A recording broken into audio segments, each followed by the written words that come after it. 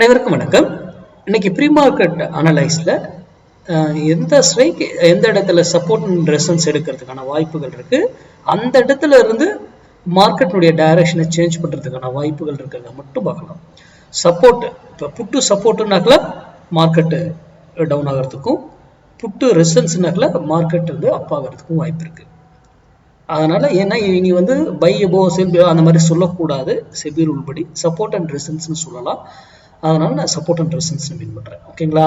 சரி, இது இன்னைக்கு மண்டே ட்ரேடு மிஸ் பண்ணக்கூடாது. நம்ம சேனலுடைய ஸ்லோகன் படி ஃப்ரைடே ட்ரேடு லாஸ் பண்ணக்கூடாது, ரொம்ப முக்கியம். ஏன்னா இது சைக்காலஜிக்கலி நம்மளை வந்து சேஞ்ச் பண்ணும். அதுக்காக இன்னைக்கு 26,100 புட்டு 82 rupees வந்து ரெசிஸ்டன்ஸ் அண்ட் சப்போர்ட்டா ரியாக்ட் ஆகும்.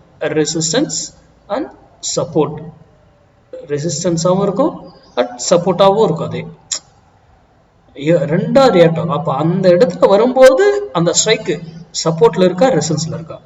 சப்போர்ட்ல 2600 புட்டு சப்போர்ட்ல இருந்தா மார்க்கெட்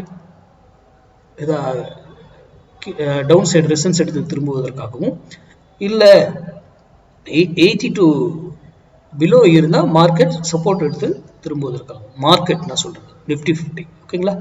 அப்போ 2600 82ல இருந்தாக்குல உங்க டிசிஷன் எடுங்க. சரி, இப்போ அது 82வே வரல, இக்னோர் பண்ணிடுங்க. ஏன்னா உங்களுக்கு தெரியாது. ஏன்னா அதுக்கு ஒரு வேல்யூ மட்டும் கிடையாது, நிறைய வேல்யூ வரும்.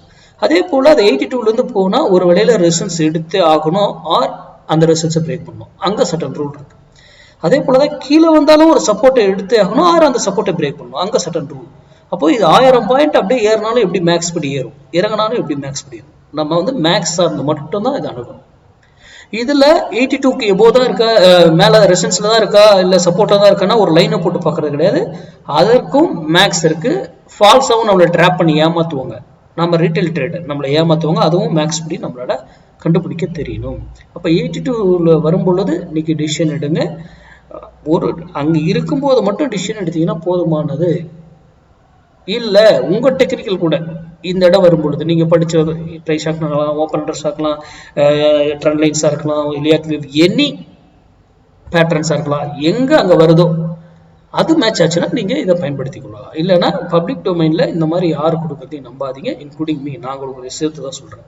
நீங்க படித்து ஆராய்ந்து அது சரியா இருந்தா பயன்படுத்துங்க, இல்லையா தவிர்த்துருங்க. நன்றி, வணக்கம், வாழ்க வளமுடன்.